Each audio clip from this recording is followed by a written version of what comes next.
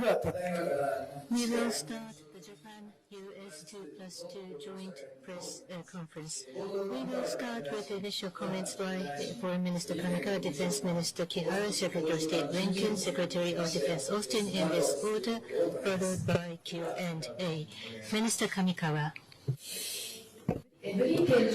Welcoming Secretary Blinken and Secretary Austin in Tokyo, we held the Japan-US 2+2 meeting after 1.5 years since the last time. We were able to have a very productive discussion at the ministerial level. The international community is increasingly deeply divided. Developments that shape the free and open international order based on rule of law are continuing. We must deepen and grow our alliance and enhance deterrence power in order to thoroughly defend the existing international order. We are standing at a historic turning point, a critical juncture where today's decision will determine our future. Prime Minister Kishida's official visit to the United States this April was of historical significance, elevating the Japan-US alliance to an unprecedented height. We were able to show in a powerful way, domestically and globally, that Japan and the United States are global partners. The Japan-US 2+2 meeting this time was a valuable opportunity to align and coordinate between our two countries on perception of difficult regional security environment, as well as to operationalize the outcome of Prime Minister's visit to the United States, thereby further developing Japan-US alliance.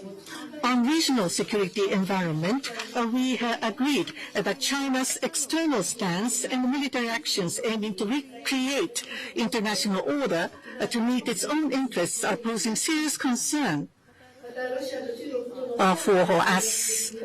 for the region as well as the international community. We also shared the concern over further strategic military cooperation between Russia and China. Moreover, we reaffirmed our commitment for complete denuclearization of North Korea, and we also showed the concern of Russia and North Korea military cooperation, including possible military assistance from Russia to North Korea. Recognizing the regional security environment developments, we discussed cooperation in command and control, collaboration in defense equipments and advanced technology in partnership with the like-minded countries, as well as a presence in the Nansei Shoto Islands and cross-domain operation and other broad-based areas.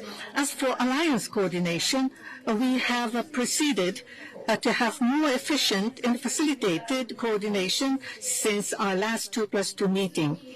Japan and the U.S. will continue to consider and improve the ACM or alliance coordination mechanism to further effectively. As the competent Ministry on Foreign Policy, we will engage as necessary in strengthening cooperation between JJOC and the U.S. side command. Strengthening defense industry foundation, making supply chain more resilient, and expanding co-production directly lead to deterrence and response capabilities for Japan-U.S. alliance. At the 2+2 this time, we were able to show ministerial guidance forward based on the discussion under DICAS. We also shared the awareness that to achieve our goal of realizing free and open Indo-Pacific, it is indispensable for Japan and the United States to work on partnership with the like-minded countries, making use of the RAA, which entered into force last year. Various operational cooperation and joint training are proceeding with Australia. With ROK, in addition to bilateral cooperation, including the outcome of Japan-US ROK summit last August, cooperation is ongoing in various fields. Early this month, I, together with Minister Kihara, held Japan-Philippines 2+2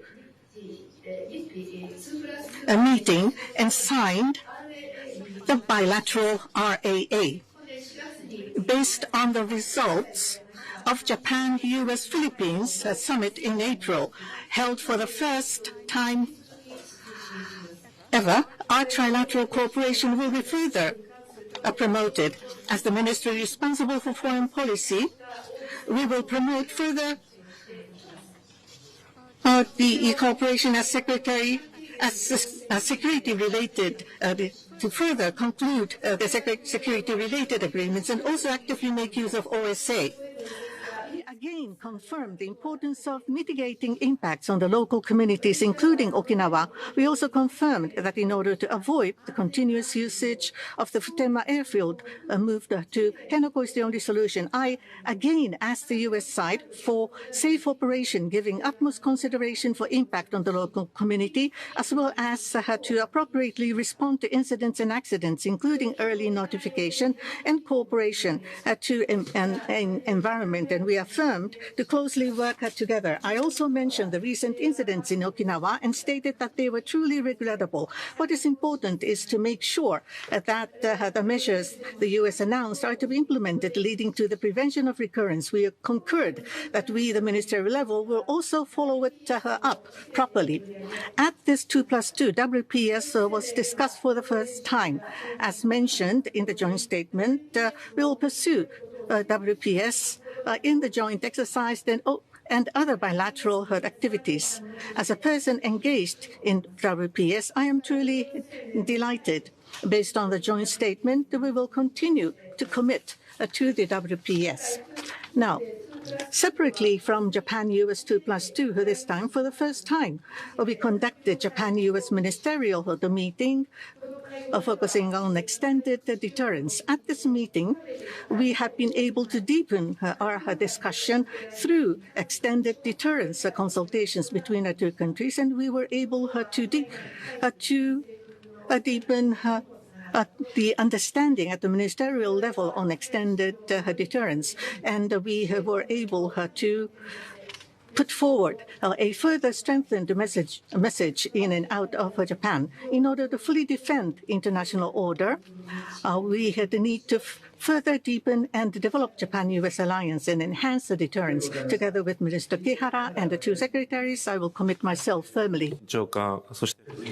Minister Kihara, thank you very much. With the gratifying presence of Secretary Austin and Secretary Blinken, we engaged in a straightforward discussion on how to further fortify the deterrence and response capabilities of the Japan-US alliance. As Minister Kamikawa mentioned, the security environment surrounding us has never been so severe, and in order to maintain the free and open Indo-Pacific, the role that the Japan-US alliance must play is becoming larger. During this Japan-US 2+2, in accordance with the new strategic initiative announced by the Japanese and US leaders in April, the progress of various initiatives to modernize the Japan-US alliance were confirmed, and opinions on the future direction were exchanged. In particular, regarding the enhancement of the respective control and command frameworks of both Japan and the U.S., which is instructed by the leaders of Japan and the U.S. to discuss at the 2+2, we have confirmed the fundamental perspective related to the control and command, including our coordination between the JJOC of the SDF and the U.S. command, and agreed to discuss further by setting up a Japan-U.S. working group.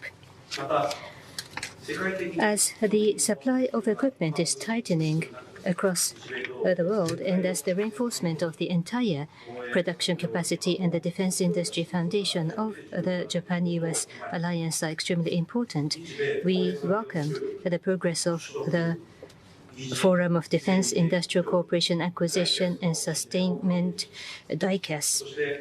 Regarding PAC-3 MSC and AIM 120 AMRAAM, we agreed to pursue co-production opportunities that are mutually beneficial to both Japan and the U.S.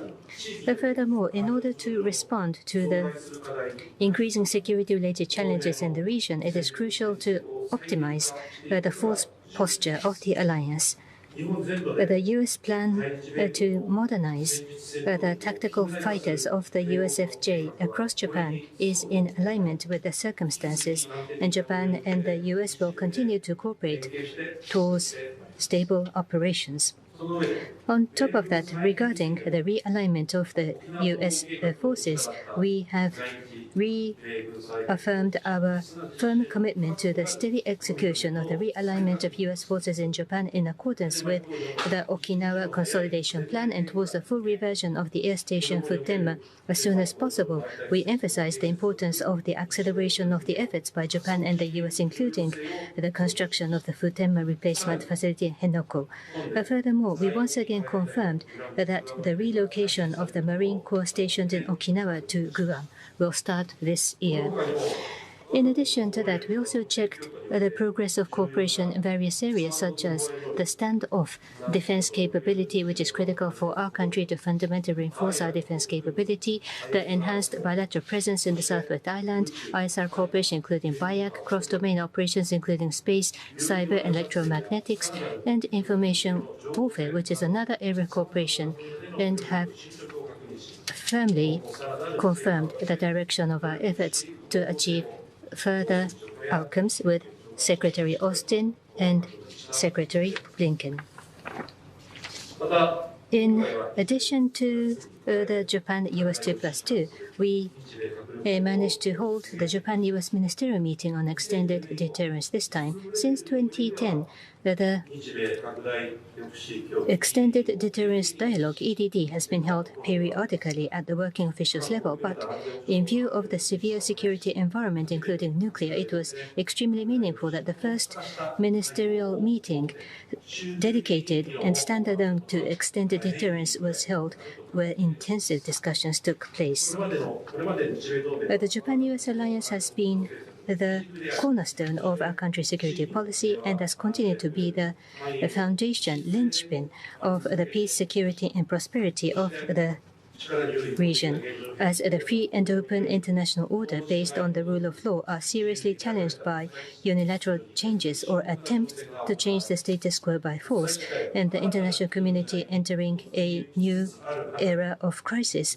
I am convinced that the Japan-US alliance will become even more significant. The Japan-US 2+2 held today is an important step forward in order to pioneer such a new era. And by working together with my three reliable colleagues here with me today, I will demonstrate my steadfast determination to realize the free and open Indo-Pacific by my words and deeds. Thank you. Thank you very much. Minister. Request the Secretary Blinken to take the floor. Thank you. Well, let me first begin by thanking Foreign Minister Kamikawa, Defense Minister Kihara, not only for the very warm welcome today, but also for the very productive discussions. And as always, I'm grateful to be joined by my friend and partner, Secretary of Defense Austin. With their indulgence, I just want to say a few words quickly about the election that will take place today in Venezuela before talking about the discussions that we had. Venezuelans will cast their votes for president. This is a pivotal event at a pivotal time given the severe political, humanitarian, and economic crises the country faces. The United States, the international community strongly support Venezuelans' right to vote, and we've championed the Barbados Agreement between the Uniform Opposition Platform and the Maduro government to restore political freedoms to Venezuela, even though Maduro and his representatives have fallen short of many of the commitments that were made in that agreement. Despite facing severe repression, there is enormous enthusiasm across the country about this election. The United States is not going to prejudge the outcome. This is a choice for Venezuelans to make. But the Venezuelan people deserve an election that genuinely reflects their will, free from any manipulation. The entire international community is going to be watching this very closely. We urge all parties to honor their commitments and to respect the democratic process. Having said that, Japan was the first country that Lloyd and I visited upon taking office. This is now my 6th visit to Japan, my 18th visit to the region over the last 3.5 years. It's a demonstration that for over 70 years, the United States-Japan alliance has been the cornerstone for peace, for stability in the Indo-Pacific, and now beyond. And it's helping make our own people more free, more secure, more prosperous. Today's meeting delivered on commitments that President Biden and Prime Minister Kishida made during the Prime Minister's state visit to Washington in April, modernizing our alliance for the future. Just over the last 36 hours, we have a number of firsts, and these firsts are going to have a qualitative impact on our alliance, on its strength, on its fitness for purpose. First, we agreed to upgrade our respective command and control structures, including a new Joint Forces headquarters, to meet the challenges of this moment. Second, we held our first standalone ministerial on extended deterrence, demonstrating clearly, in other words, that our ironclad commitment to defend our allies with the full range of our conventional and nuclear deterrence capabilities is fully enforced. Third, through a new forum on defense industrial cooperation, we launched co-production of advanced missiles. We're leveraging Japan's manufacturing capability to collectively produce critical national security technology. We do this at a time when we've seen some of the challenges that we all face to our defense industrial bases. Our collaboration will strengthen our mutual capacity. All of this underscores that our alliance has never been stronger. In fact, in my judgment, it's actually stronger than it's ever been. This is thanks to our work over the last 3.5 years. And I have to say the relationship is also deeper and broader than it's ever been before, more ambitious than it's ever been. We have a shared vision for a free and open Indo-Pacific. We strongly oppose the PRC's efforts to unilaterally change the status quo by force in the East China Sea and the South China Sea around Taiwan. We agree on the importance of upholding peace and stability across the Taiwan Strait. We continue to condemn the DPRK's reckless and unlawful nuclear and missile programs. We've taken concrete steps, including increased U.S., Japan, and ROK exercises, sharing real-time missile warning data to enhance our ability to detect and to deter threats. We are strengthened by Tokyo's transformational investments and policies over the last few years, from new defense strategies to a 2% defense spending target for their budget. We are also here at a time where we are deepening our network of partners across the board. We have an alliance that's anchoring a network of increasingly integrated allies and partners in the region and beyond, and in particular, connecting Europe and the Indo-Pacific. We just came from ASEAN, whose centrality remains vital to the Indo-Pacific. Tomorrow, we have a meeting of the Quad with the U.S., Japan, India, Australia. We're enhancing trilateral cooperation with Korea, building on the Camp David Summit. We're also strengthening the trilateral partnership between Japan, the Philippines, and the United States. Secretary Austin and I will next go to Manila for our own U.S.-Philippines 2+2. We're exploring Japan cooperating on AUKUS, on advanced capability projects. And of course, we welcome Prime Minister Kishida, as well as other Indo-Pacific partners, to the NATO summit earlier this month. That's the third time that Japan has attended, along with Korea, Australia, and New Zealand. And what we're seeing here is something that I think is truly new and important in the work that we've done. As I said, building a bridge between our Atlantic partnerships and alliances and our Indo-Pacific alliances and partnerships. It's a reflection of the fact that security in both of these critical theaters really is indivisible, inseparable. Prime Minister Kishida was one of the ones who made this so clear, so eloquently, when just days after the Russian invasion of Ukraine, he made the point that what was happening in Europe today could well happen in this region tomorrow. We deeply appreciate Japan's strong and sustained support, not only for Ukraine, but also for all of the work that we're doing together as allies and partners. When Prime Minister Kishida addressed Congress, he reminded the United States, reminded us, that the United States and Japan are tomodachi, the closest of friends. He said, and I quote, that we stand side by side to ensure the survival of liberty, not just for our people, but for all people. And we will continue to work with Japan as friends to do just that. arigatou gozaimasu. Thank you very much. So now I'd like to invite Secretary Austin to make remarks. Well, good evening, everyone. It's great to be back in Japan for my third visit as Secretary of Defense.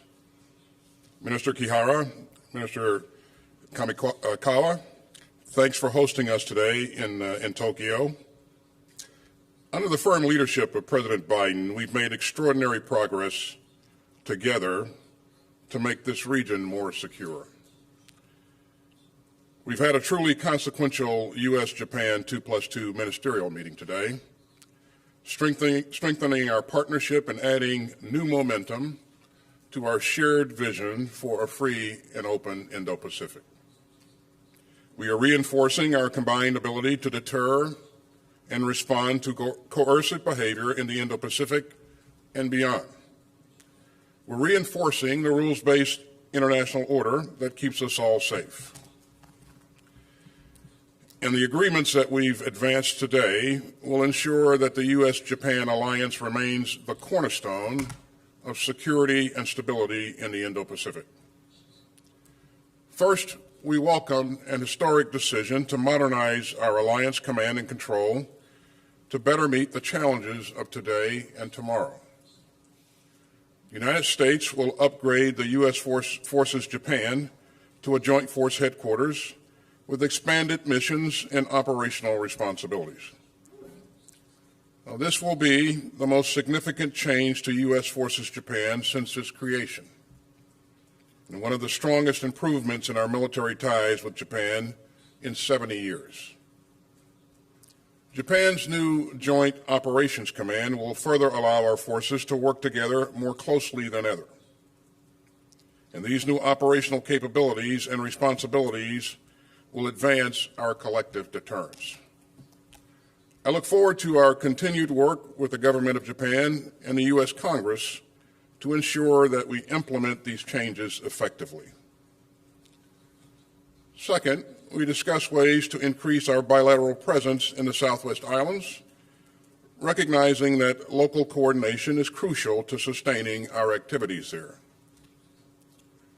Third, we reaffirm the importance of cooperation and cybersecurity, ISR, cross-domain operations, and bilateral exercises and training. And fourth, we discuss new areas for defense industrial cooperation. And that includes missile co-production, ship repair, and supply chain resilience. And finally, we held a separate 2+2 ministerial level meeting on extended deterrence. And that has never been done before. And during that meeting, I reaffirmed our ironclad commitment to defend Japan with the full range of our capabilities, including our nuclear capabilities. Let me again underscore that Article 5 of the Mutual Security Treaty applies to the Senkaku Islands. And so we got a lot done. Today we unveil some of the most important advances in the U.S.-Japan defense ties in the history of our alliance. And the bottom line is clear. The U.S.-Japan alliance is stronger today than ever and getting stronger by the day. I look forward to building on this momentum and to strengthening regional peace and stability for years to come. Thanks again. Thank you very much. We will start the Q&A. Please raise your hand when I invite you. Please tell us your name and affiliation before you ask the question. Please limit your question only to one person, and please make it clear to whom you are asking your question. So first inviting the Japanese press, please. Yes, please. Yomiuri Shimbun, Mr. Kamimura. Yes, Kamimura from Yomiuri Newspaper. I have my question to Minister Kamikawa and Secretary Blinken. In the surrounding areas of Japan, China is continuing its rapid military expansion, including the nuclear, and also unilateral attempts to change the status quo. And more recently, there are military exercises around the Taiwan, and they are conspicuously applying military coercion on the Philippines in the South China Sea. On the other hand, Russia is approaching North Korea, which is a huge concern. Against the backdrop, how do you regard the role to be played by Japan-U.S. alliance as you recognize the current situation of heightening tension in the Indo-Pacific? Now there will be presidential election in November. So how would you regard the deepening of Japan-U.S. cooperation going forward? Because the change of government may happen. So let me first respond to this question. The international community is increasingly divided. Developments that have shaken the very foundation of the free and open international order are continuing. At the 2+2 meeting this time, we were able to align and coordinate the perception on the difficult regional security environment, and including the points that you have made, the outward stance of China as well as its military the actions are of serious concern. We have been able to agree that it is a concern to the region as well as the international community. We were able to share the further strategic military cooperation between Russia and China. And we were able to reaffirm the commitment to fully denuclearize North Korea. And as for Russia-North Korea military cooperation, we have shared the concern for the possibility of military assistance from Russia to North Korea. As we see even more difficult security environment, Japan-U.S. alliance, which is the core, which have the core of a security regime between our two countries, which is something indispensable not only for the security of Japan, but for the peace and stability to be realized for the international community, including the Indo-Pacific. And the importance of the alliance is rising as never before. With such perception at the 2+2 meeting this time, at the ministerial level, 4 of us were able to have very frank and a very productive discussion, more specifically on command and control, on defense equipments, as well as advanced technology cooperation, and the partnership with the like-minded countries, and the presence in the southwest or the Nansei the islands, and also to have cross-domain operations, to have a broader-based security and defense cooperation. We were able to have discussion on that. As for the U.S. situation, we are watching with keen interest, but in any case, in order to completely and thoroughly defend the international order, Japan and the U.S., based upon the 2+2 meeting outcome, we should continue to enhance our deterrence power. The challenges, the threats that you pointed to are concerns not only for the United States and Japan, but for many countries across the region and countries well beyond the region.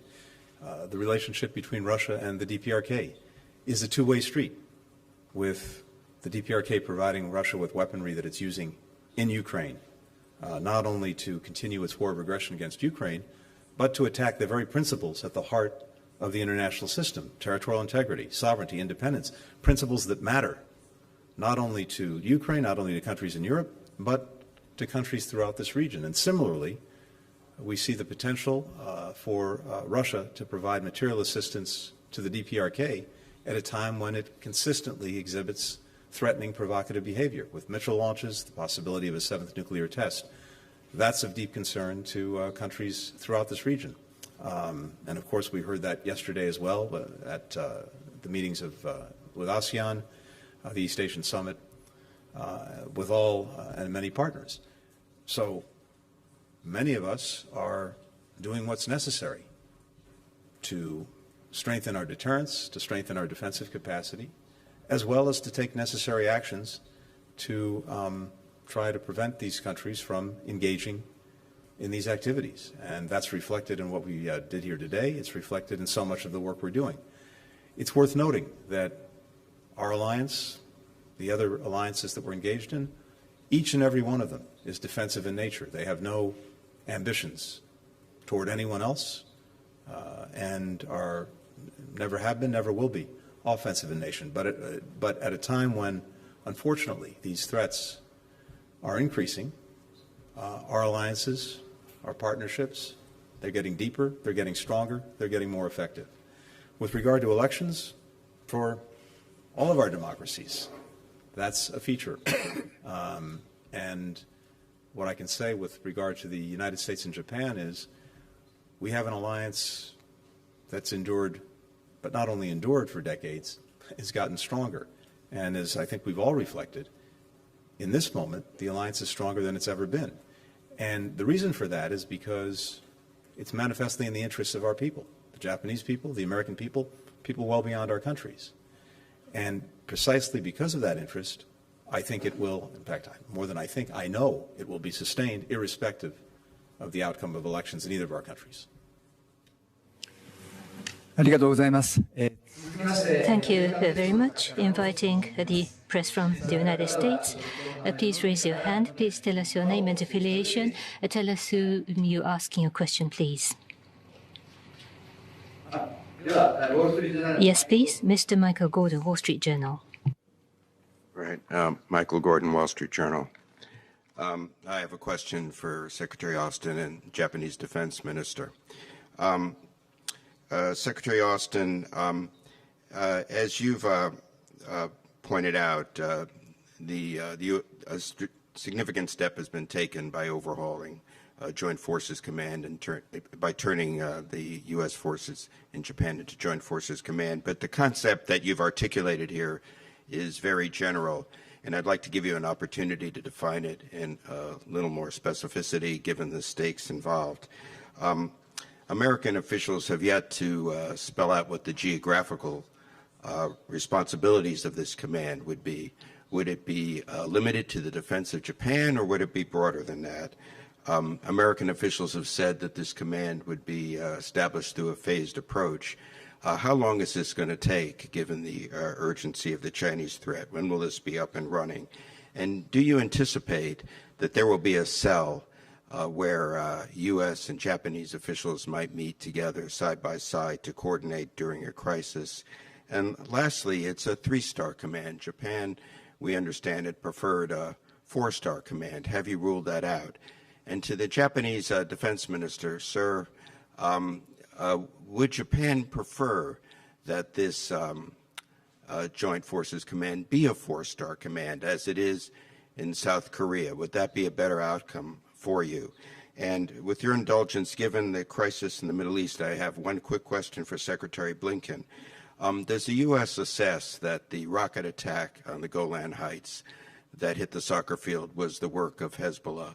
What steps is the U.S. taking at this juncture to avoid a wider war in that part of the world? And if war does break out, will the U.S. have Israel's back and perhaps intervene militarily to defend Israel as it did against the Iranian missile and drone attack?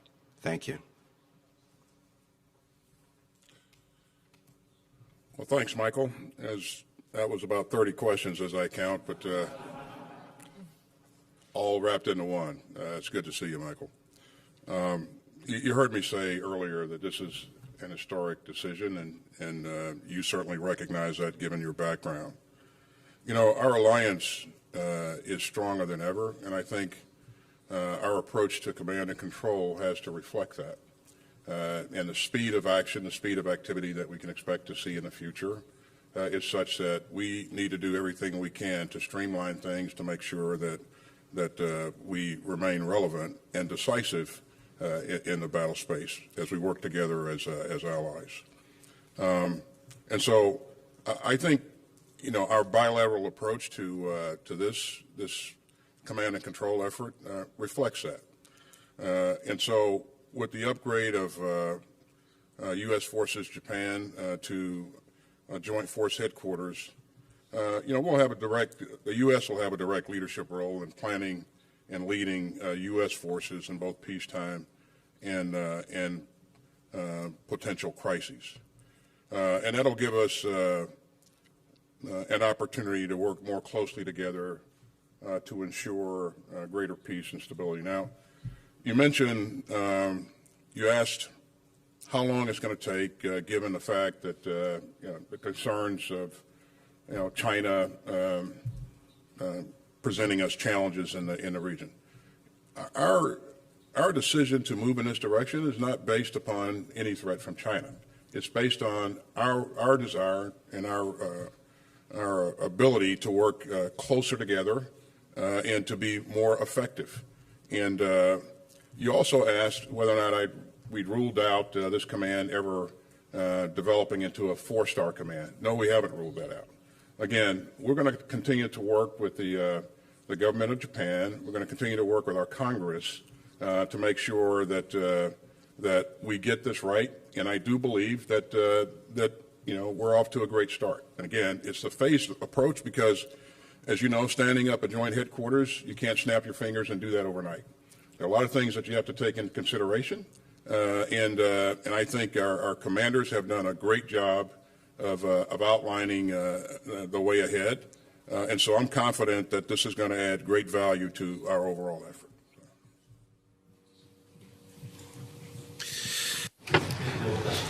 If I may, about the Joint Force Headquarters of the U.S., that is, after the consultation between the two countries, it will be a phased approach, and it will be one of the most important counterpart of JJOC. That is what is expected. As for the details going forward, there will be a working group of both Japan and the U.S., and at this moment it has not been decided. At the moment, the USFJ is led by a 3-star indeed, but at any rate, the JJOC of Self-Defense Forces and the U.S. counterpart, and the details, I will repeat myself, but it will be up to the discussion of the working group of U.S. and Japan. In this regard, on the U.S. side, the U.S. Congress will also have to be consulted, and therefore that is also what we understand. And Michael, with regard to the Golan Heights, first, let me say that we are deeply saddened by the loss of life that we saw.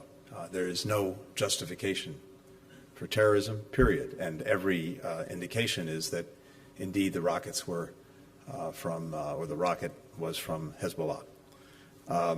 We stand by Israel's right to defend its citizens from terrorist attacks. And one of the reasons that we're continuing to work so hard for a ceasefire in Gaza is not just for Gaza, but also so that we can really unlock an opportunity to bring calm, lasting calm, across the blue line between Israel and Lebanon. We're determined to bring the Gaza conflict to a close. It's gone on for far too long. It's cost far too many lives. We want to see Israelis, we want to see Palestinians, we want to see Lebanese live free from the threat of conflict and violence. And again, specifically with regard to the blue line, it's so important that we help diffuse that conflict, not only prevent it from escalating, prevent it from spreading, but to diffuse it because you have so many people in both countries, in both Israel and Lebanon, who've been displaced from their homes. 60 or 70,000 Israelis, roughly the same number of Lebanese, and absent a secure environment, they're not going to be able to go home. So we're determined to do that. We're in conversations with the government of Israel, and again, I emphasize its right to defend its citizens and our determination to make sure that they're able to do that. But we also don't want to see the conflict escalate. We don't want to see it spread. That has been one of our goals from day one, from October 7th on, and we'll continue to do that. But again, the best way to do that in a sustained way is to get the ceasefire in Gaza that we're working so hard on virtually every minute of the day. Thank you very much. And then again, inviting the Japanese press, please raise your hand. Yes, please. Mr. Tanaka, GG Press. This is Tanaka of GG Press. I have a question to Minister Kihara, Secretary Austin. the progress of the reinforcement of deterrence and response capabilities of the alliance have been confirmed at today's 2+2. The extended deterrence was held at the ministerial level for the first time. How will it enhance the reliability of the extended deterrence going forward, like making the ministerial periodic? But at the same time, issues have emerged, such as crimes committed by U.S. service persons in Japan or the inappropriate treatment of specifically designated secret by self-defense forces, and the foundation of the alliance might be shaken. How will you deal with this? With the election coming in the U.S., domestic politics are overheating, and there could be a change in the administration. How will you defend the Japan-U.S. collaboration that you have deepened so far and further develop the relationship? And then, let me start.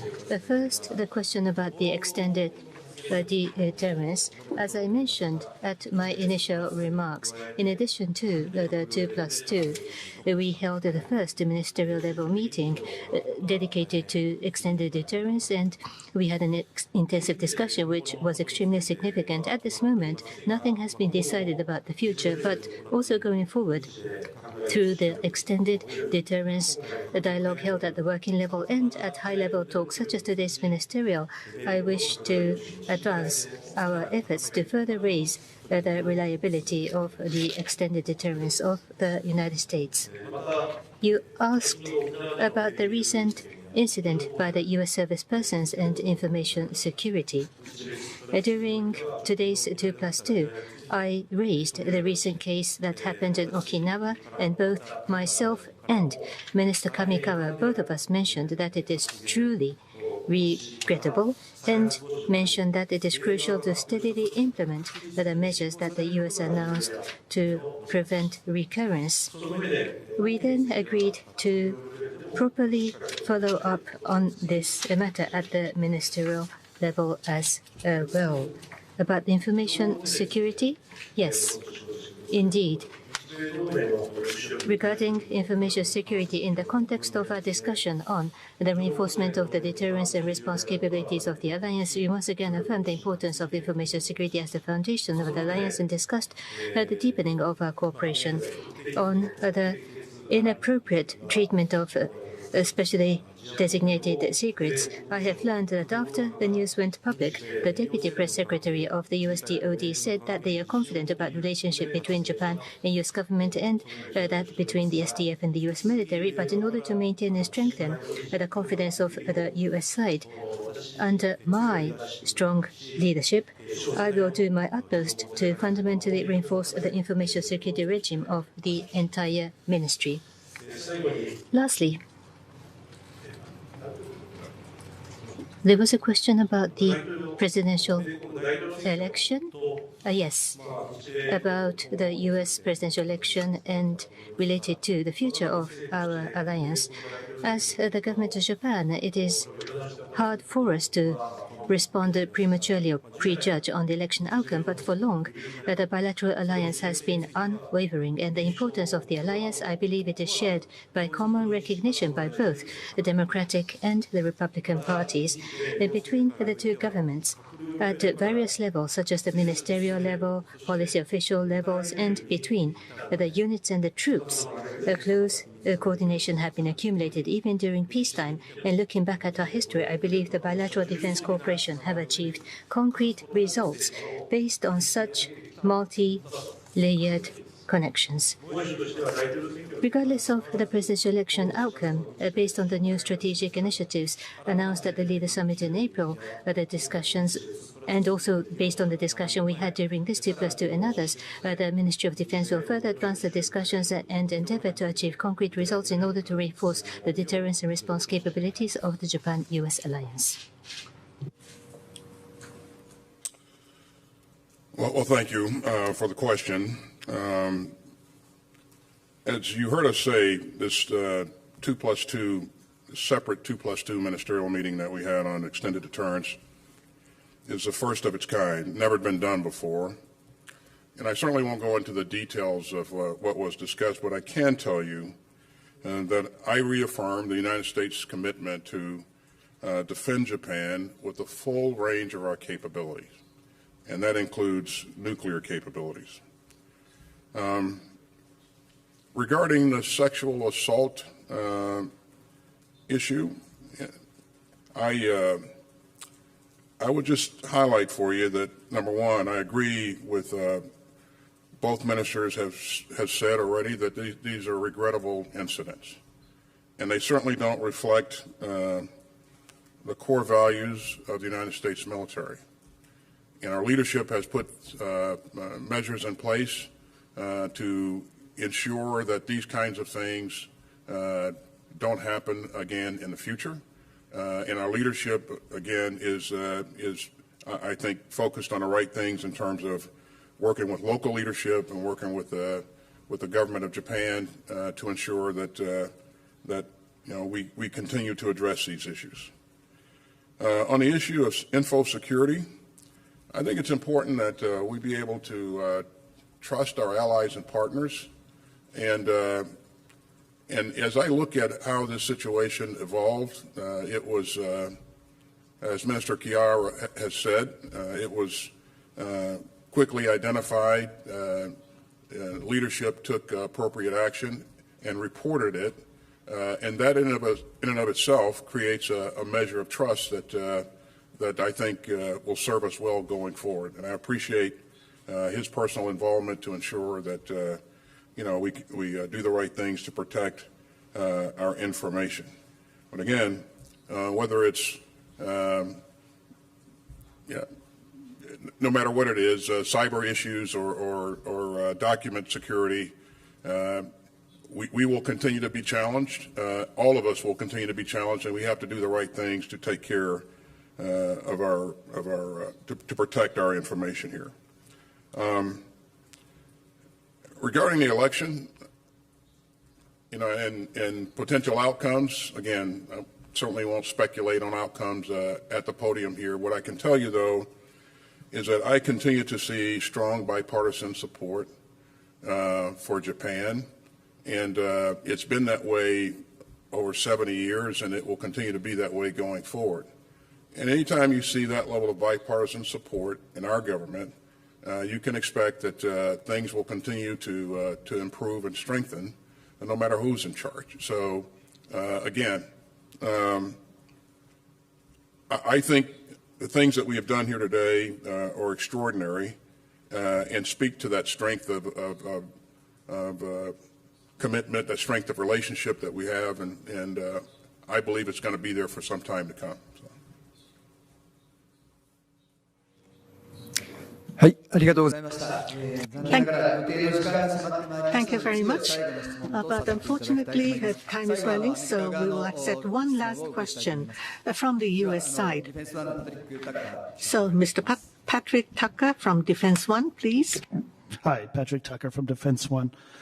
For Secretary Austin and Minister Kihara, you mentioned today the Industrial Forum and agreements or understandings made about co-production of different counter-strike capabilities. Can you give us some more details and elaborate on specifics there? Are there timelines? Are there production numbers that you're anticipating in terms of counter-strike capabilities like PAC-3 and AMRAAM missiles? What can we expect? And for Minister Kihara and Secretary Blinken, does Japan and the United States, do you both share an understanding of the role each country would play in the event of a Chinese invasion of Taiwan in the next 5 years? Thank you.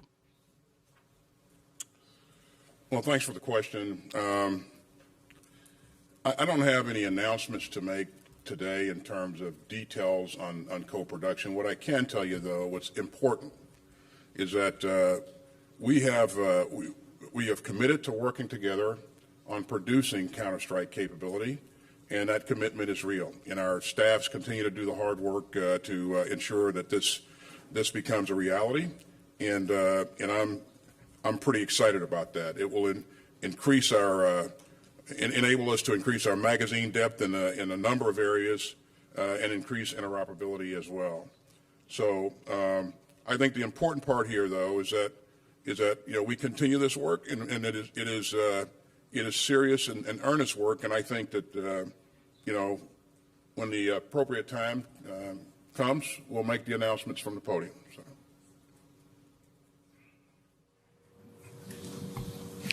はい。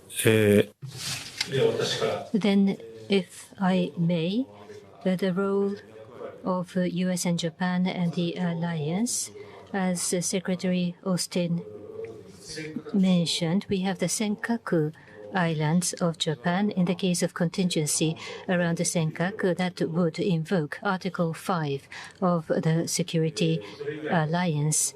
In addition to that, for specifics and details, I will refrain from discussing. ありがとうございました。 Thank you very much. This is the end of the joint press conference. Thank you very much. Please do not forget to return your translation receiver. Thank you.